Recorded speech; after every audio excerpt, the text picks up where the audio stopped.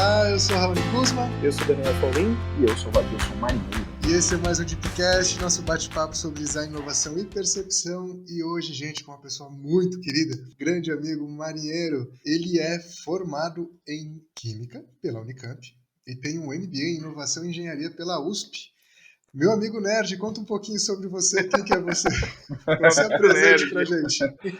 Nerd, né, rapaz? Aí você me lembrou agora que quando eu entrei na Unicamp, a gente via uns maluquinhos lá no meio da Praça Central. Eles eram nerd para nós. Mas enfim, né, no fim a gente vai percebendo aí que todo mundo tem um pouquinho de nerd. Vamos lá, mas obrigado pelo convite.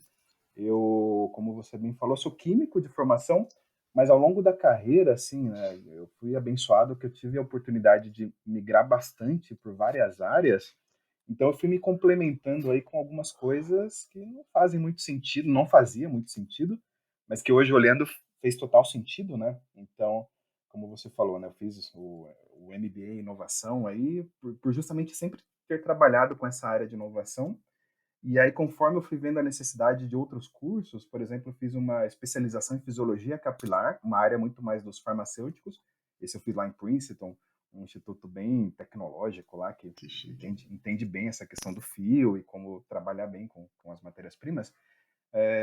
Aí depois eu fui, então, fiz essa especialização em fisiologia capilar, mas aí fui percebendo recentemente, né, uns 3 anos atrás, ouvi falar aí dessa questão do ágil, não sei o que lá, que tem que ser usado ou não.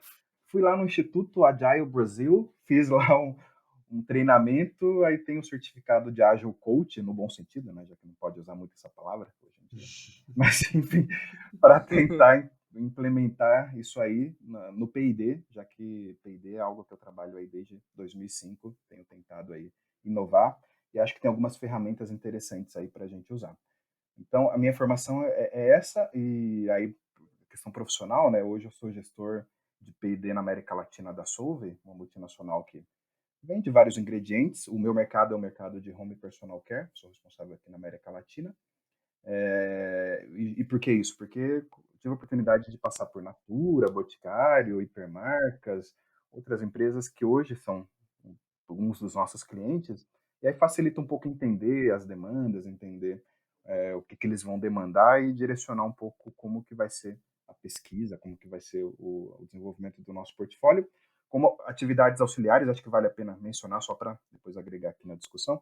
Eu sou professor convidado da Oswaldo Cruz para também falar de inovação nessa parte de cosméticos mais avançados. Que legal.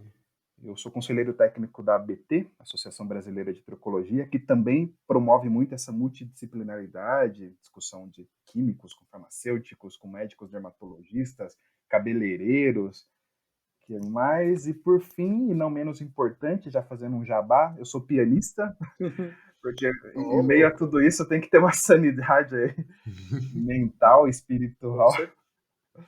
Com certeza. Nossa. Então eu tenho um canal que eu criei aí no YouTube, que eu faço um pouco, pelo fato de ter essa herança da química, mas gostar da música, eu criei um negócio chamado The Pianomist, que é uma mistura do piano com chemist, né? Então, mas é justamente para me ajudar aí um pouco a relaxar nos momentos aí, mas que tem um pouco também de sentido de usar a música pensando na química, pensando em interação aí com a alma. Então fica o convite aí para quem se interessar, tem um canal. Aí já inovou, já. Olha só. Que legal. Que legal. Cara, seja muito bem-vindo ao nosso Deep. Vou fazer a primeira pergunta aqui para você, para a gente esquentar os motores, aquecer os motores. Vamos aqui, lá. Né? Você falou que trabalha com home care, isso. Né?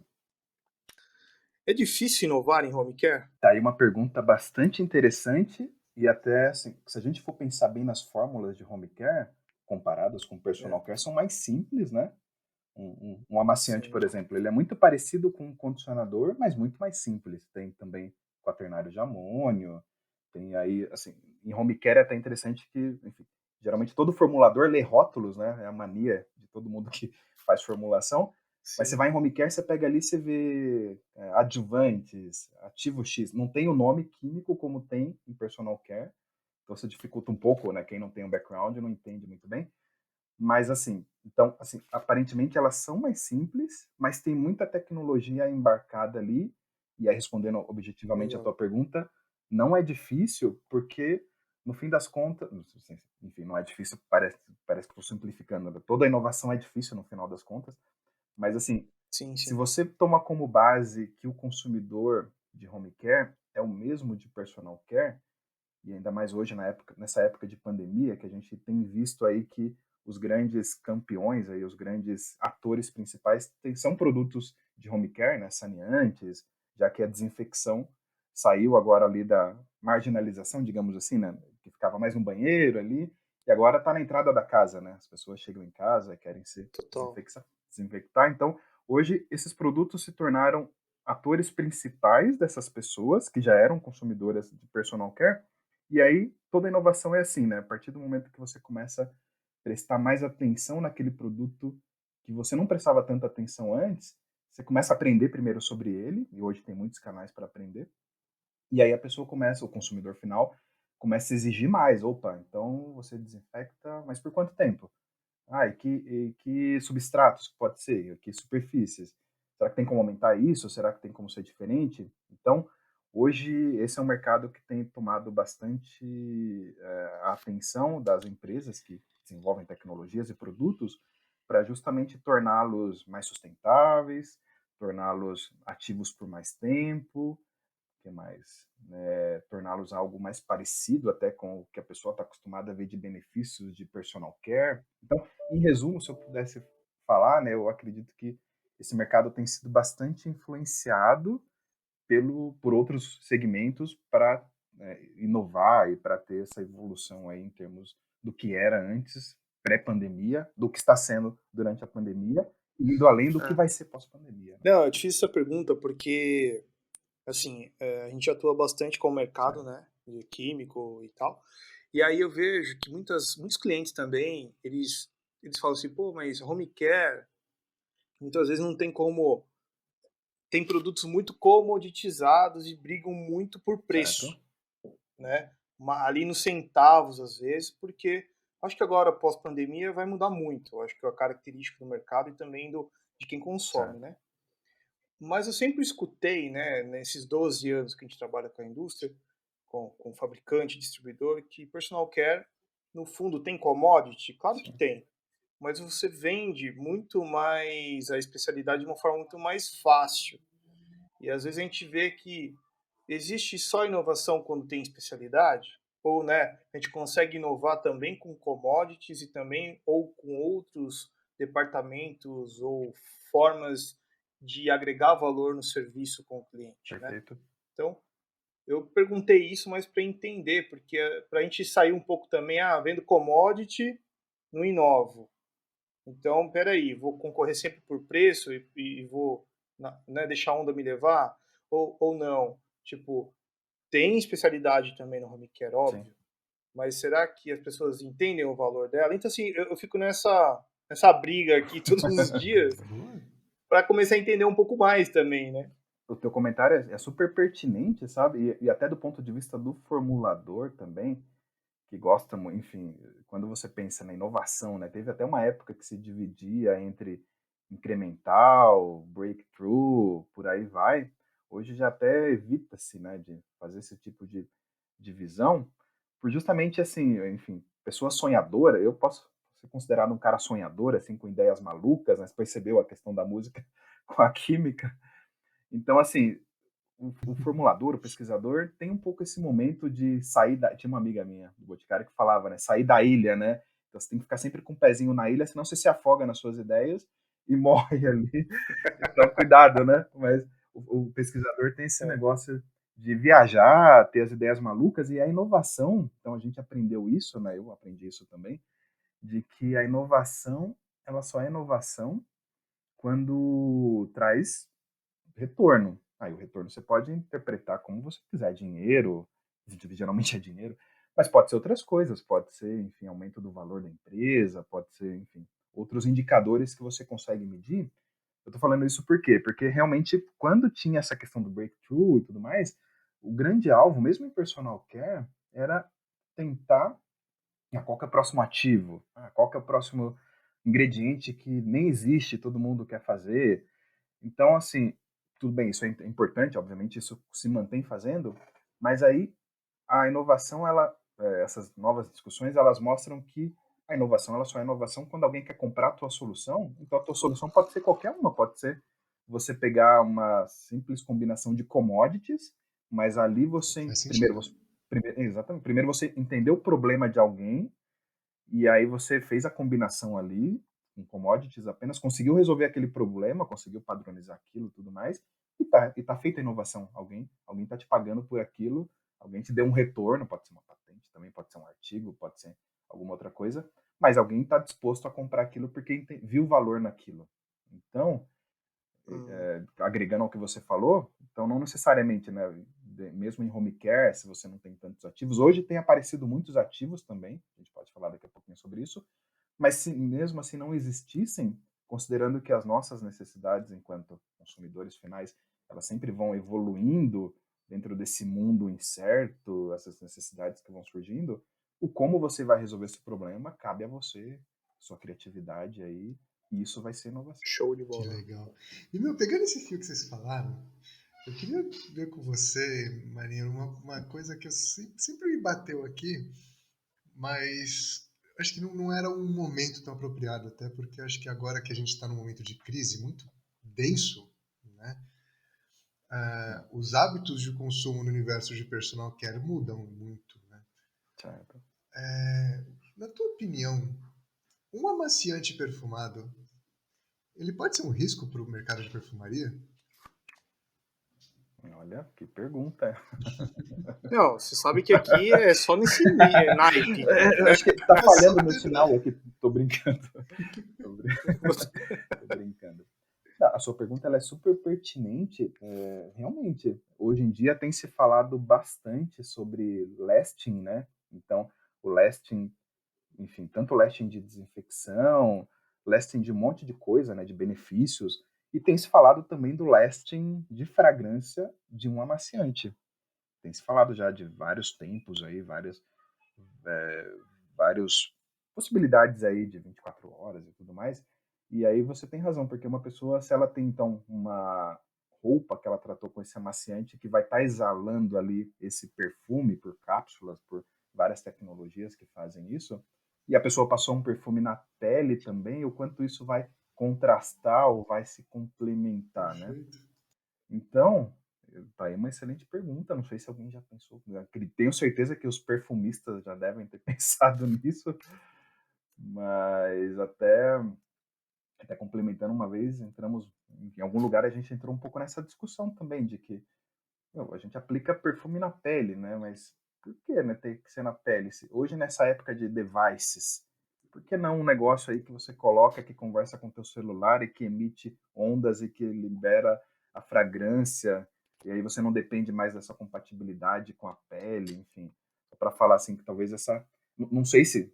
Eu não tenho a resposta para a tua pergunta, né? Não sei se alguém já percebeu isso, de estar contrastando o perfume do amaciante com o perfume do corpo, com outros perfumes que você pode ter. Não sei se alguém já percebeu, se sim, acredito que as casas de fragrâncias devem estar pensando nisso, mas essa discussão dá para ser até mais abrangente e pensar mesmo. Então, onde que a gente deveria estar pensando aí para realmente estar exalando esse perfume? E é interessante esse pensamento, porque hoje tudo tem cheiro, né? Dificilmente você acha alguma coisa que não tem.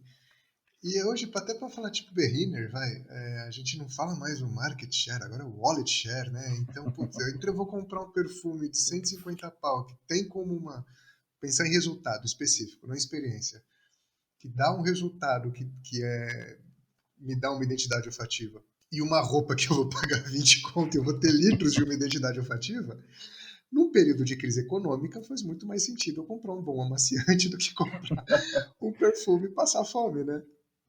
É verdade.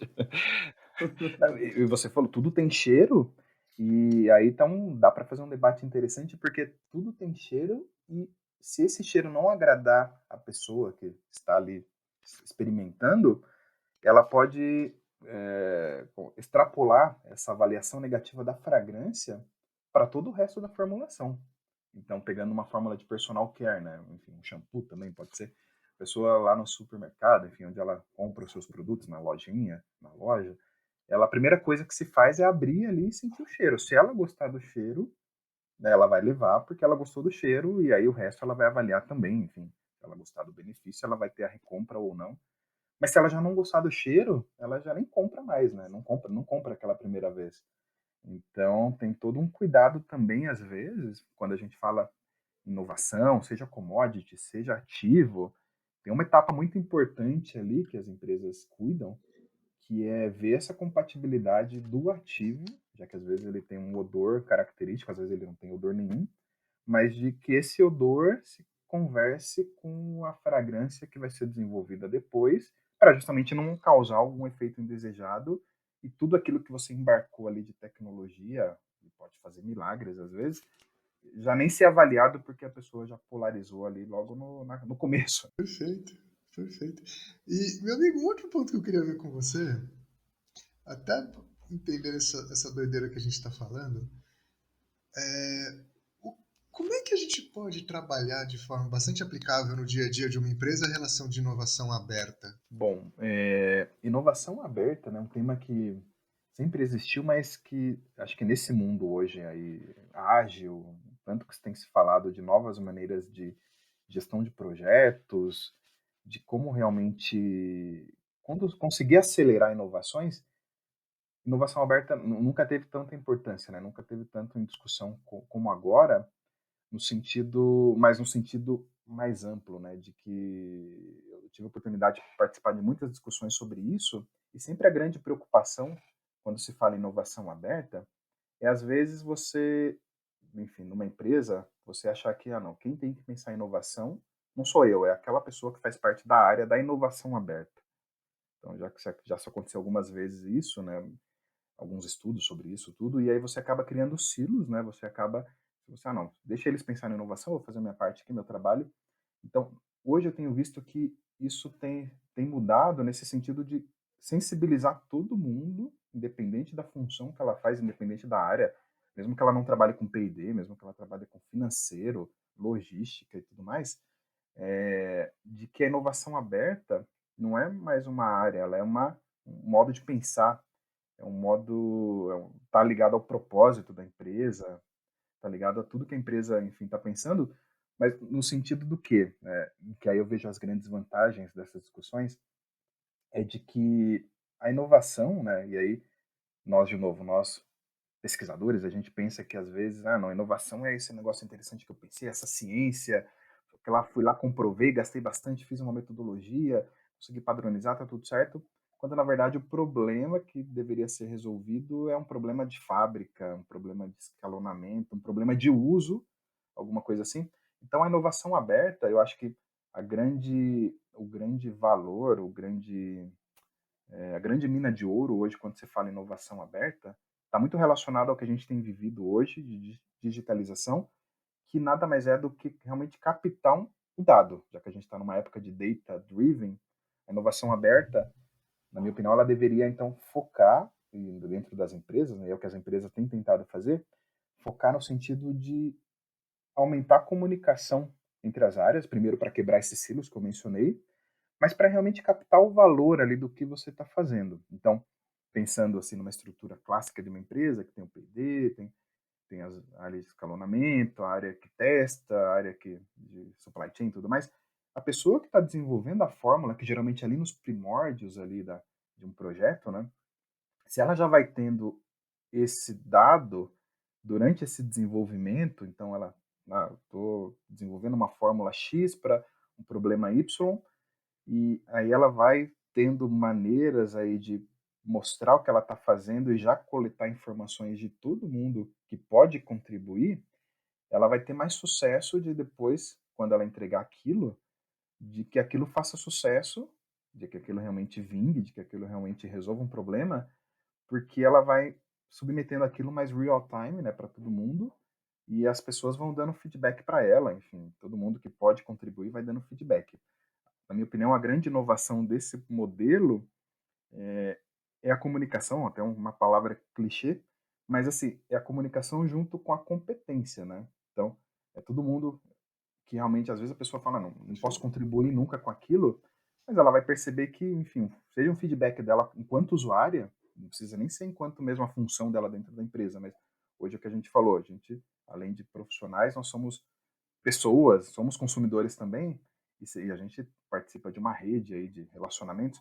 Então, vai que a pessoa está desenvolvendo alguma coisa que você tem uma informação que vai agregar no que ela está desenvolvendo e já consiga alterar o que ela está fazendo para entregar aquilo de um jeito que realmente vai trazer mais benefícios. É aí que está, na minha opinião, essa junção de comunicação com competências, com feedbacks, é aí que está o grande retorno dessa palavra inovação aberta, de realmente conseguir prover valor no final das contas daquilo que você está desenvolvendo. Acho que fiz uma salada aqui, não sei se eu me perdi, mas é assim, a cabeça tem hora que me leva. É assim que funciona. Inovação é assim, uma delas, né? Uma delas.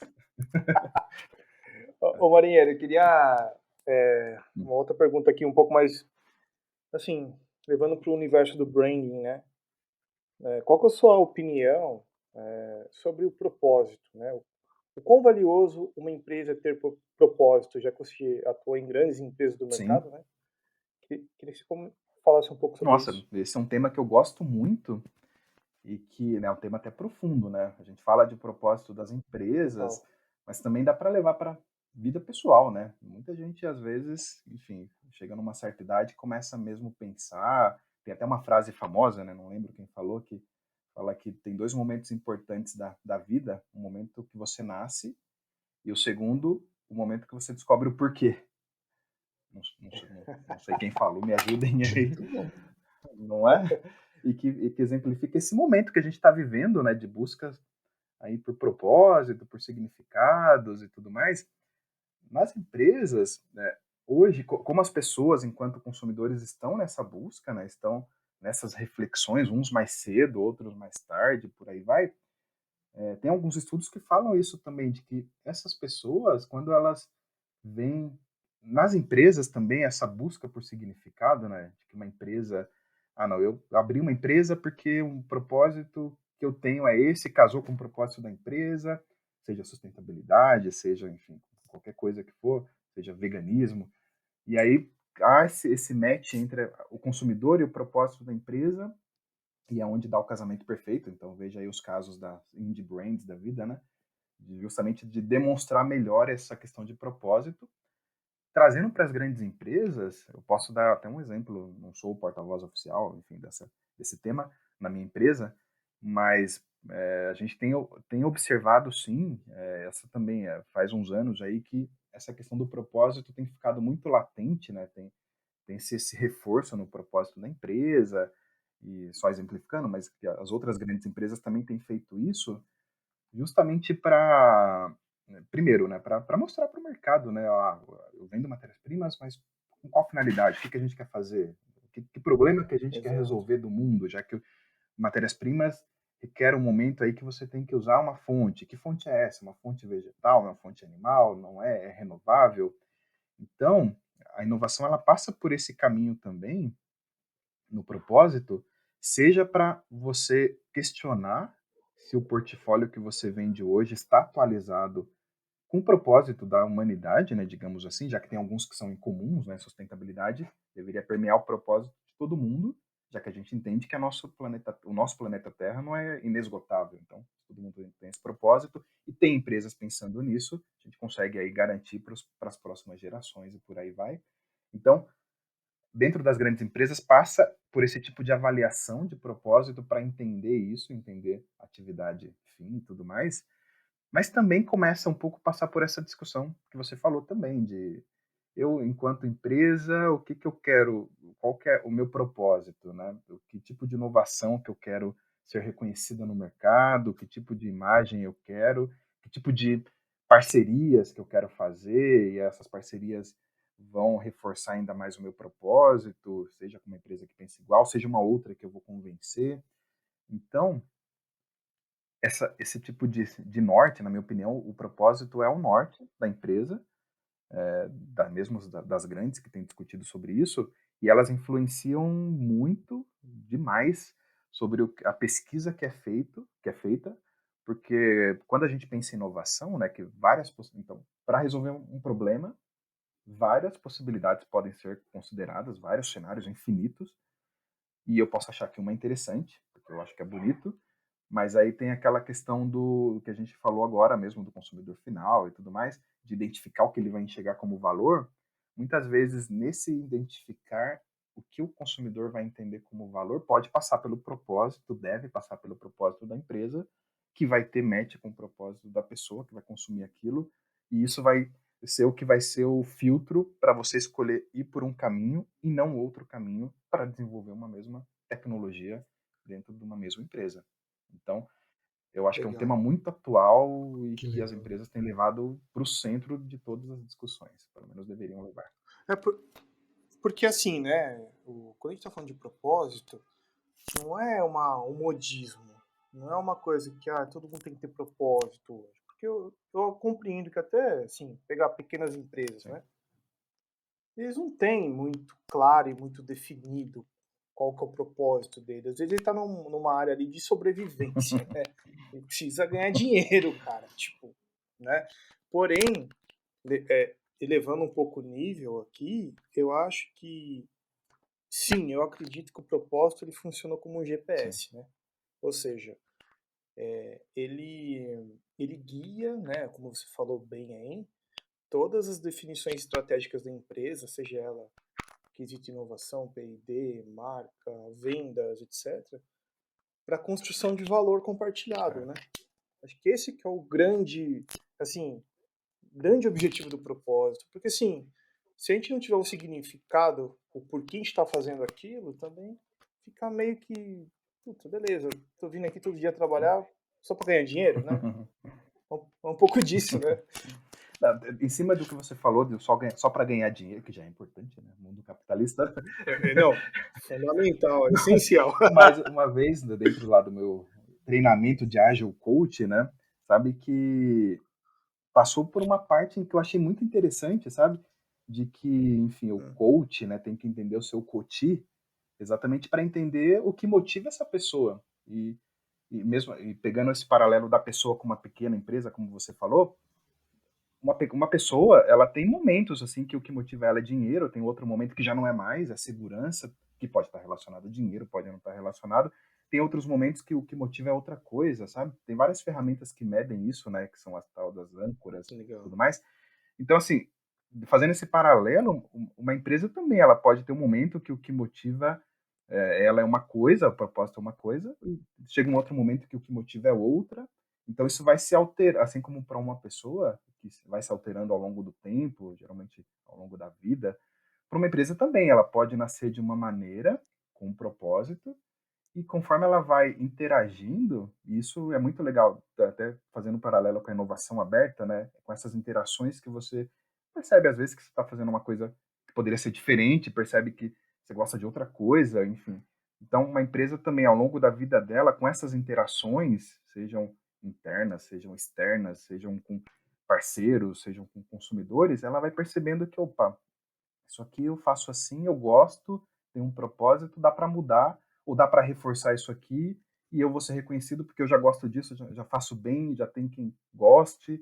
Então, acho que isso é interessante, que não é algo estático, né? A pessoa ou a empresa, ela Perfeito. vai se alterando ao longo da vida Muito bem. e vai se adequando conforme ela vai evoluindo. Mas isso, até respondendo, eu não respondendo, mas fazendo um comentário importante, que leva à inovação aberta e que mudou em relação ao que era ao ano, ao passado, né, em termos de inovação. Antigamente as empresas achavam que P&D, inovação era algo que se fazia fechado dentro de casa e só depois mostrava-se para o mundo.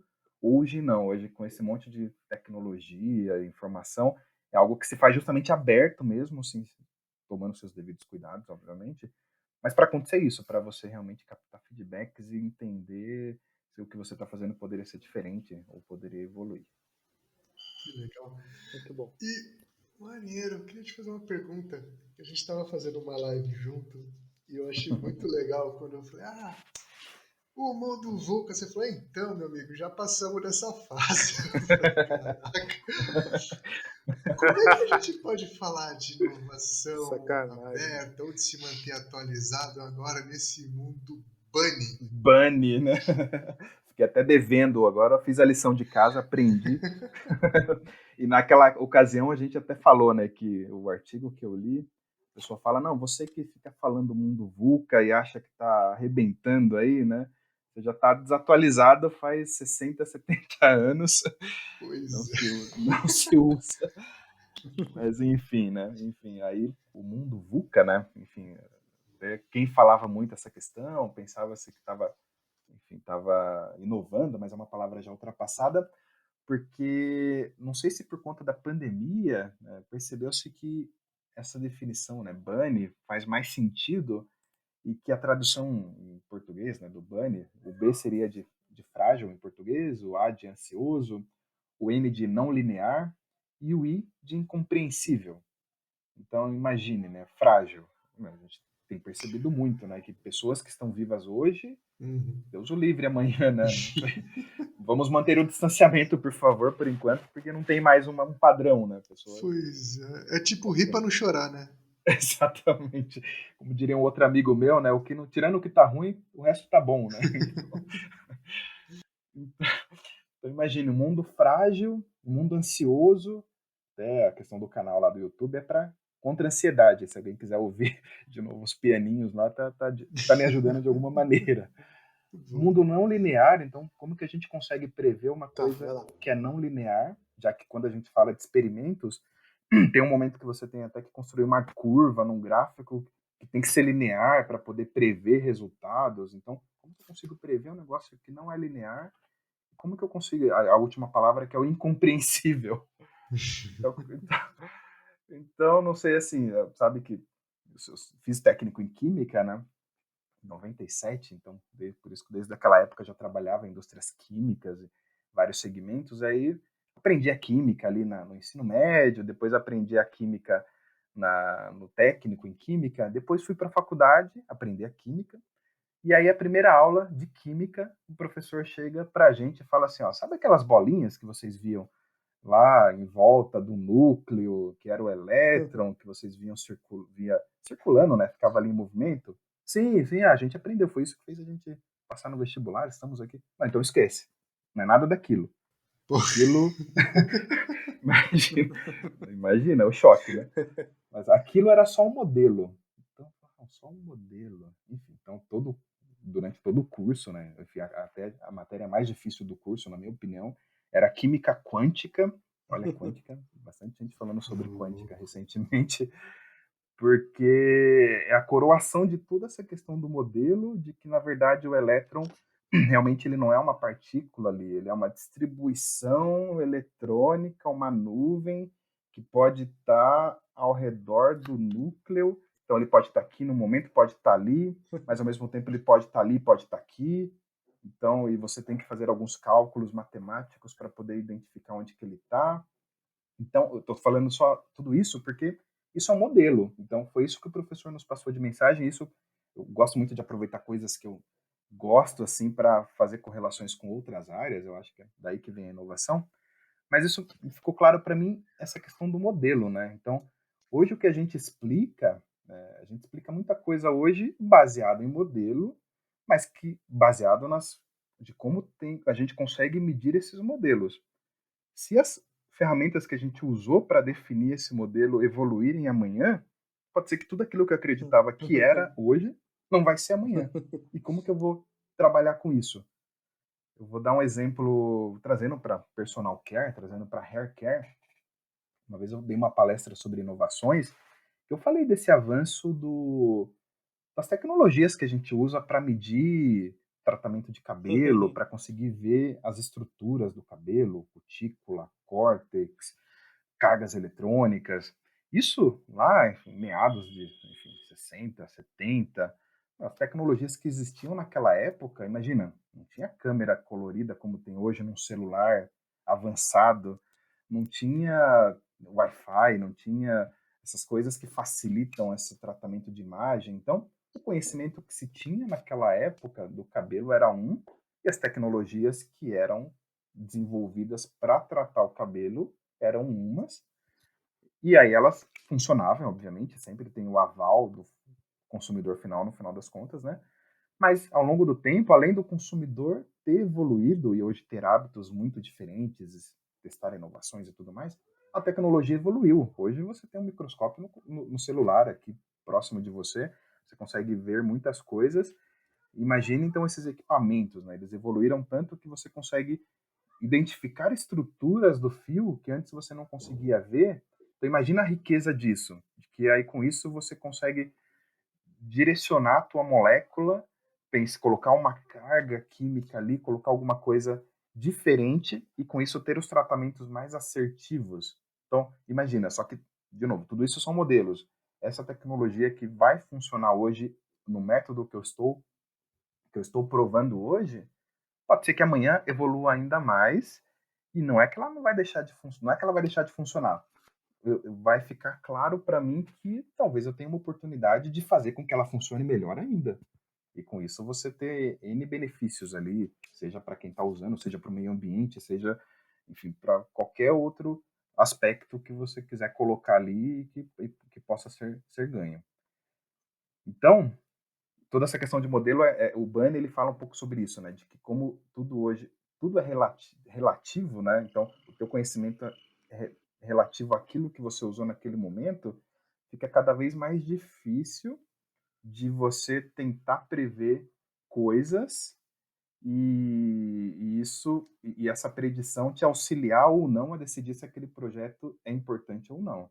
Aí o que costuma se falar, né, é que ao invés de você tentar predizer o que o teu consumidor vai querer daqui a algum Nossa, tempo, muito. é daí que vem a questão também de você estar próximo dele e conversando com ele. Então não tente predizer, tente realmente entender com ele ali e ir caminhando junto, nem que vá demorar um tempo para desenvolver, mas você vai calibrando as expectativas, que aí você pode perceber que durante aquela caminhada ele já mudou, não quer mais, mas aí você abandona também, mas pode ser que ele evoluiu para alguma coisa que você até já desenvolveu, enfim, você vai encaminhando, né, o teu desenvolvimento também para aquilo, para aquela evolução que ele vai tendo ao longo do tempo. Mas Bunny é isso, complexo.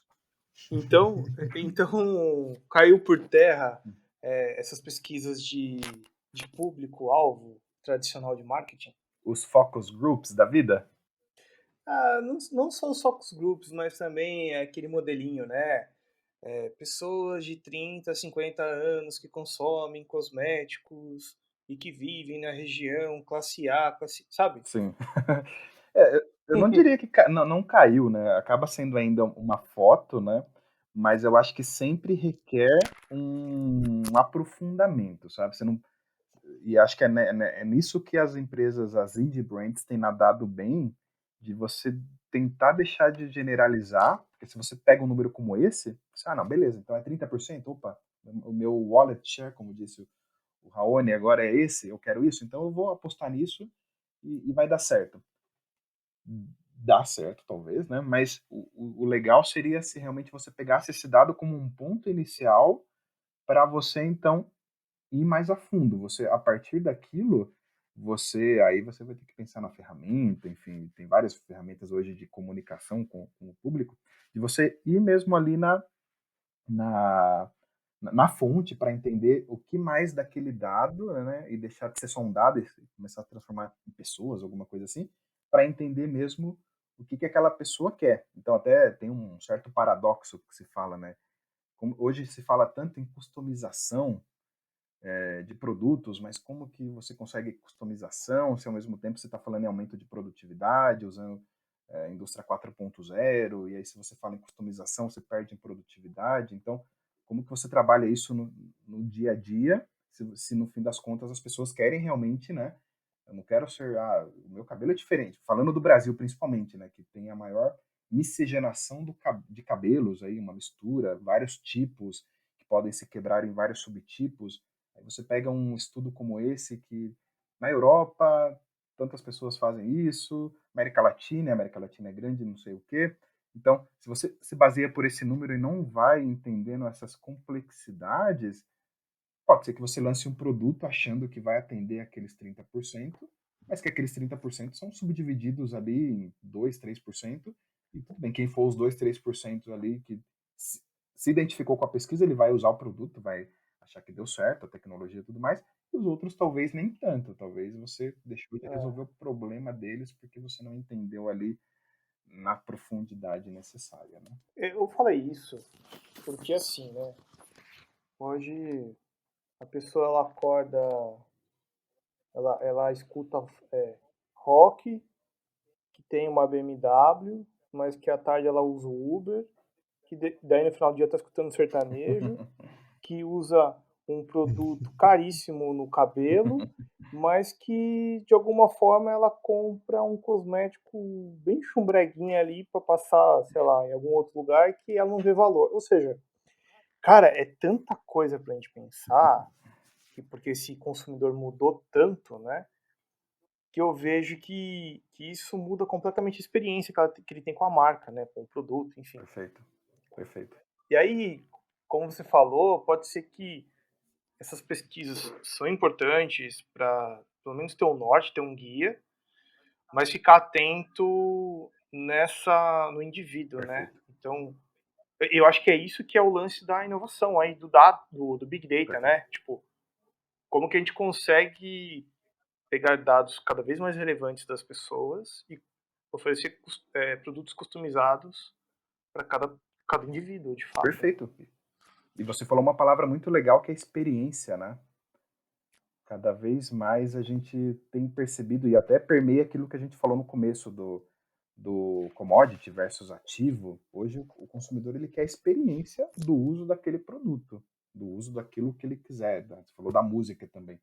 Enfim, então essa experiência, né, se você para você prover uma experiência para essa pessoa, você tem que primeiro entender o que incomoda ela, né? Então, seja na pele, seja no cabelo, para que realmente a experiência de resolver aquilo seja maximizado o máximo possível, seja com uma fragrância, seja com uma textura, seja realmente com o produto fazendo uma ação e o resultado daquilo prover uma experiência durante a aplicação.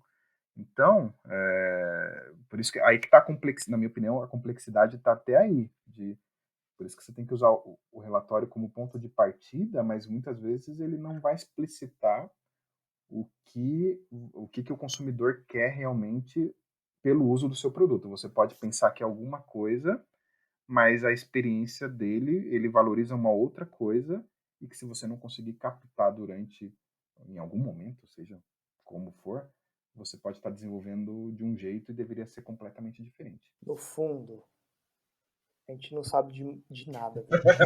Só sei que nada sei, né? Cara, porque é um grande assim, óbvio, tudo a gente tenta estudar, estuda e faz pesquisa e tal, mas no fundo é o que o Raoni sempre fala da experiência, né, Raoni? A pessoa, se ela acordou no dia com dor de barriga e não tá legal, cara, a experiência, tudo pra ela naquele dia vai ser terrível, não importa a marca, né? Bunny na veia. Aí, ó. Bunny na Bunny na veia. veia, incompreensível, totalmente incompreensível. Ah, Não, desculpa. Fica à vontade. Não, é que o Daniel falou um tema interessante da música, né? Que o cara de manhã escuta um rock, à noite escuta sertanejo, sabe? Então, um tema muito interessante tem a ver com a questão da quântica e tudo mais, mas, enfim, resumindo, tem a ver com o bem-estar, né? Muitas vezes, o que faz a pessoa se sentir bem, enfim, o tipo de música que faz ela se sentir bem é o tipo de música X, mas aí, enfim, a área de vocês aí tem a questão dela querer se introduzir numa tribo que escuta a música Y. Então, às vezes ela acaba abrindo mão, algumas vezes, escuta uma música para ser inserida, mas quando o que faria sentido para ela, em termos de bem-estar, era uma outra coisa, sabe? Enfim, só para fazer um parênteses, assim, que é algo que eu acredito muito e que parece uma viagem, mas já tem gente pensando sobre isso, usando até técnicas como neurociência, para realmente você entender ali no cérebro, né, o que faz a pessoa, que tipo de onda, já que música é uma onda uma onda sonora nesse caso, que tipo de onda sonora faria uma ressonância, alguma coisa assim, para que ela se sentisse bem. E parece algo distante da gente, mas, por exemplo, quando você vai numa loja, se tá tocando uma música que você realmente gosta, isso vai aumentar a experiência de você querer ficar ali naquela. Isso quando puder ir nas lojas, né? Já que tá na pandemia.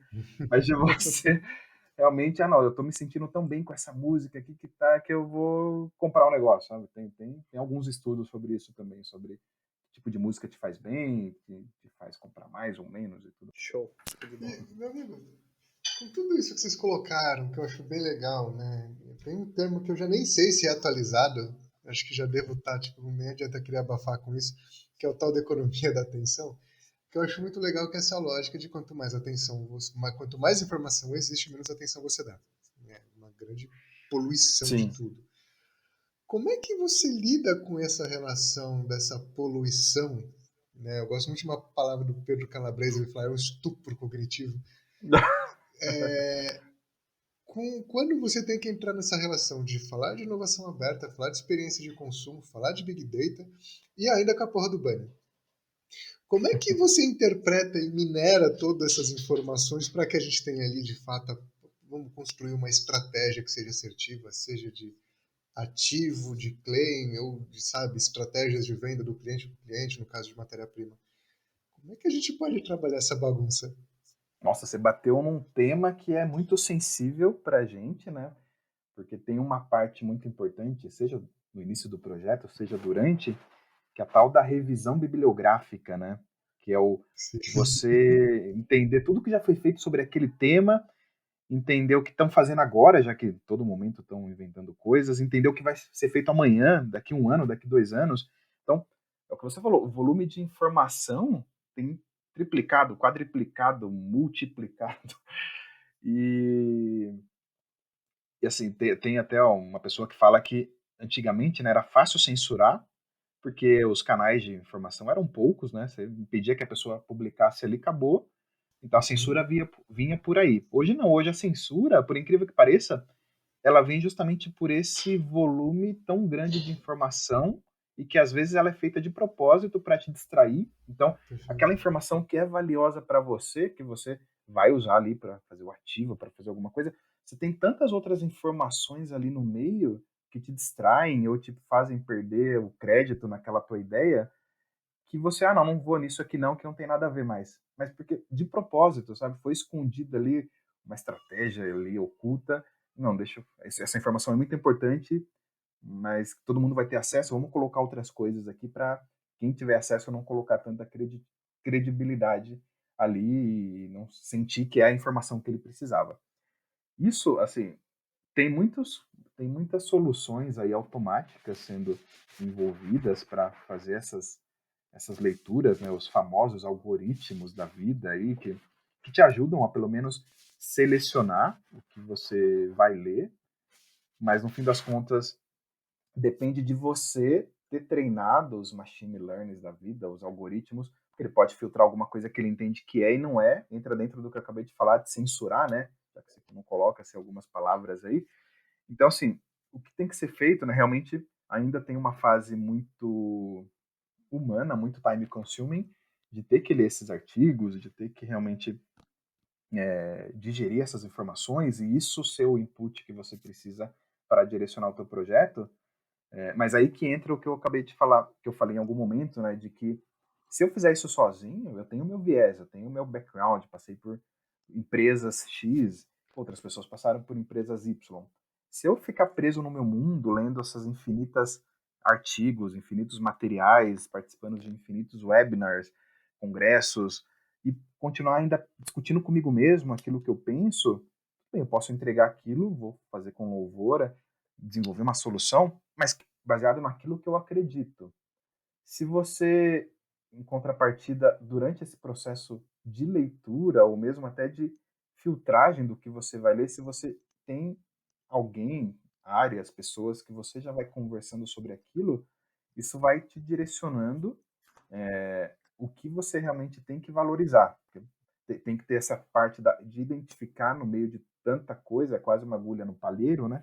De você identificar que informação que vai ser útil para você, para que você realmente, no meio de tanta informação, direcione os teus esforços e a tua leitura, a tua pesquisa, a tua publicação, você pode publicar também, para aquilo que realmente faça sentido e que está te direcionando. É um pouco do como tem sido feito e tem mostrado o sucesso aí, para não se perder tanto assim, senão hoje tem robôs que com certeza vão ler muito mais do que você, produzir textos aí, mas talvez se não tiver aquele viés ali do valor, talvez não vai ter tanta informação útil ali no que vai ser publicado. Marinheiro, uma, uma dúvida cruel, tá? Me ajuda a solucionar isso, por favor. Vamos tentar juntos, né? É possível ter inovação numa empresa sem a presença da liderança?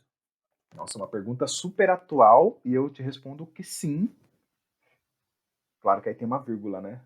Desde que, mas passa por muita discussão, que é o que a gente falou de propósito, passa por uma discussão do mundo Bunny, né? De assim, é possível sim sem a liderança, desde que esteja muito claro para o time o porquê que ele está fazendo aquilo. Então, assim, vai ser possível dentro da maturidade da empresa, da equipe, a partir do momento que realmente, e aí isso o Ágil fala muito sobre isso, né? De que realmente seja um projeto, seja todo o portfólio da empresa, se todo mundo que está ali desenvolvendo aquilo, está pensando como desenvolver, está testando aquilo, se todo mundo realmente tem a visão, o propósito, né? A visão, a estratégia, enfim, tem todos os elementos que vão ajudar ele a decidir do porquê ir por esse caminho ou por aquele outro caminho, aí sim você vai ter sucesso. Mas se em contrapartida, se a liderança não, não posso passar essa informação, não posso passar aquela outra, enfim, se nem todos os elementos estiverem claros para toda a equipe, pode ser que aí, porque a gente está falando também de soft skills agora, né, da autonomia, qual que é a palavra, da curiosidade, enfim, proativo ou não, enfim, se na equipe ela tiver todos esses aspectos, mas não tiver claro esses elementos do porquê ela está fazendo aquilo, o que ela quer resolver e tudo mais, ela pode até avançar por conta própria sem a liderança, mas aí pode haver uma desconexão, talvez, do valor daquilo que vai ser desenvolvido. Às vezes pode acontecer até, de repente, eles irem por um caminho, a equipe, né, dependendo da maturidade, e que resolva até melhor o problema do que se tivesse, enfim, uma liderança. Vou fazer uma provocação aqui, não.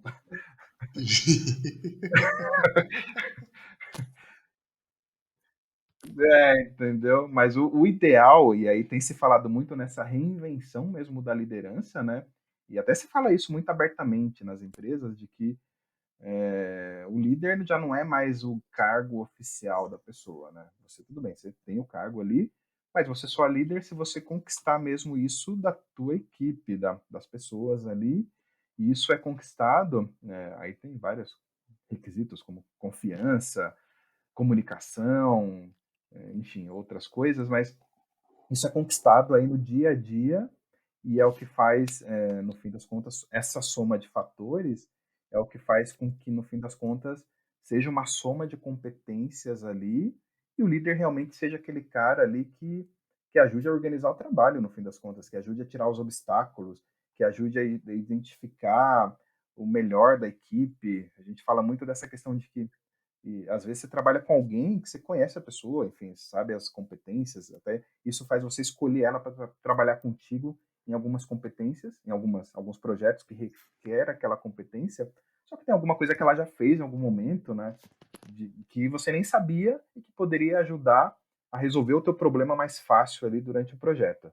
O Ágil tem falado muito sobre isso, né, de que você não precisa saber 100% da história da pessoa, mas se você tem essas práticas de comunicação, de transparência, de mostrar para todo mundo o que está sendo feito, de discutir, de dar o feedback em cima daquilo, é ali que vão surgindo as pessoas, vão surgindo ali surpresas, às vezes, de que, isso aqui que você está patinando, isso aqui eu trabalhei numa empresa X que eu fazia outra coisa que não tinha nada a ver, era algo parecido, eu vou conseguir te ajudar isso aqui em meio dia, é uma coisa rápida, e você vai conseguir avançar. Então, tem se falado muito disso, de organizar nesse sentido para que todo mundo realmente possa contribuir. Né?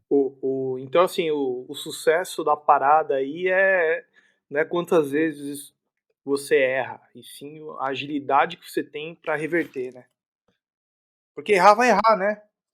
Mas é isso, assim, é o que Experi você falou, errar vai errar, só que tem que se aprender alguma coisa com o erro, né? Nem que o Ah, aprendizado é, meu, fiz isso aqui, nunca mais vou fazer, não tem nada a ver. Mas pode ser que você aprenda alguma coisa e baseado naquele erro é o input que você precisava para saber que aquele outro caminho é o melhor. legal. O que, Então, o que se fala muito é isso, de que experimentação, às né? vezes, experimentação, às vezes, para chegar numa fórmula você errou 20 vezes, mas se você não fez nada com esse erro, se você não aproveita essa informação, por isso o data driven de novo. Se você não aproveita essa informação, você perdeu tudo, sabe? Daqui a pouco alguém vai querer Boa. desenvolver isso daqui a 5 anos e vai errar 20 vezes de novo, sabe? Porque não teve aquele ponto de partida. Legal. Raoni, É complexo. quer fazer a pergunta do psicólogo? Psicólogo Raoni. Vamos lá, no divã do Jeep. Olha só. Adilson, uma pergunta muito bacana que a gente sempre faz no final e é muito legal porque eu acho que você vai também ver a reação. Que legado que você quer deixar pro mundo? Nossa, que pergunta do divã. Nossa. Assim, você percebe que a minha resposta nunca é, né, objetiva, né? Se eu tivesse, enfim, na CPI, o pessoal já tinha me prendido. Por favor, Nada objetivo. acompanha aquele Seja, guarda ali. seja mais objetivo. O meu legado, assim, eu já várias vezes perceberam que eu desde criança sou questionador, né? Eu brinco nas minhas apresentações, assim, do porquê que eu virei químico, porquê que eu virei pesquisador, cientista. Eu lembro que eu com 5, 6 anos de idade, eu pegava um brinquedo e ao invés de brincar, eu queria desmontar, queria entender o funcionamento, da onde que vinha, da onde que não vinha. Então, os porquês sempre me fascinaram, sabe? Muito mais do que o que, os porquês por trás daquilo sempre me fascinaram. Então, hoje eu sou pai, tenho duas lindas crianças, sou casado com uma linda esposa. Dentro da minha vida, né, dos meus questionamentos aí, dos porquês, eu percebi dentro da questão do propósito que a gente já falou, eu percebi então que eu tenho vários papéis, né, papéis dentro da empresa, papel aqui em casa, papel na comunidade, papel como músico, sou freelance em algumas coisas. Então, o meu legado, o que eu percebo assim do que eu tenho que eu quero fazer, né, o que eu quero deixar depois que, enfim, bater as botas, como se diz por aí, quando alguém for lembrar de mim, o que eu quero é que as pessoas lembrem de mim aí como uma pessoa generosa, que seja em qual ambiente for, seja na pesquisa, seja aqui em casa, seja na comunidade, seja como músico, que eu sempre fui generoso no sentido de não esconder informação, no sentido de seja na ciência, mostrando, eu pesquisei isso aqui, ó, me ajuda junto, vamos caminhar junto, seja como pai, de evoluir as crianças, enfim, generoso no jeito de educar, seja com a esposa, no relacionamento, como músico, tocando junto, na comunidade, ajudando alguém. Então, o legado que eu gostaria de deixar em todos esses aspectos é essa generosidade de estar sempre aberto para conversar sobre os porquês, mas também estar aberto para não ficar no meu mundo achando que a solução que eu encontrei para aquele porquê é suficiente por mim mesmo, né? Alguém pode ter uma outra visão ali, de outra vivência, que me explique aquele mesmo porquê, falando até dos modelos que a gente já falou da química, que explique aquele porquê de uma outra maneira e que faça mais sentido e me convença. Então, o legado é esse de ser generoso nessas trocas e ter cada vez menos viés em qualquer relação. A pergunta foi complexa, a resposta foi mais complexa também. Mas foi ótimo. Muito bom, muito bom. Eu sempre falo que quando o papo é bom, vai rápido, né? Infelizmente a gente já tá acabando já aqui, mas foi muito legal, cara. Parabéns, viu, pela Beleza. sua jornada aí. Eu que agradeço. Muito obrigado mesmo pelo convite. Curti demais aqui conversar com vocês. Parabéns pelo podcast. É isso aí, gente. E Raoni, obrigado aí também pelas suas perguntas. Perguntas combo, agora virou moda, né? As suas perguntas combo. Tá divertido. Mas maravilha. E Dani, Adilson, muito obrigado. Obrigado sempre. Foi sempre um prazer conversar com os dois. Adilson, parabéns pela jornada, meu amigo. Espero que essa seja a primeira de várias que a gente tenha junto. Opa, contem comigo. Muito obrigado mesmo, hein? Muito prazer, Daniel. Obrigado, Raoni. Estamos juntos aí. Maravilha. E, gente, muito em breve, mais um DPcast incrível para vocês. Até já. Até já. Tchau, tchau. Tchau.